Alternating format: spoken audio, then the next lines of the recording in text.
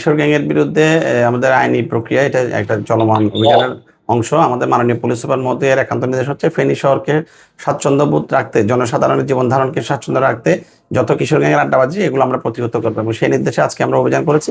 আমরা আমাদের আজকের এই ফেনী সরকারি কলেজ মাঠ, রাজাজির ডিগি, মিজান রোড আশপাশের এলাকায় আমরা অভিযান করে অযথা আড্ডাবাজি, উত্ত্যক্তকারী এবং প্রতিবন্ধকতা তৈরিকারী সহ সর্বজন আমরা 18 জনকে আমাদের হেফাজতে নিয়ে এসেছি। এদের আমরা যাচাই বাছাই করবো।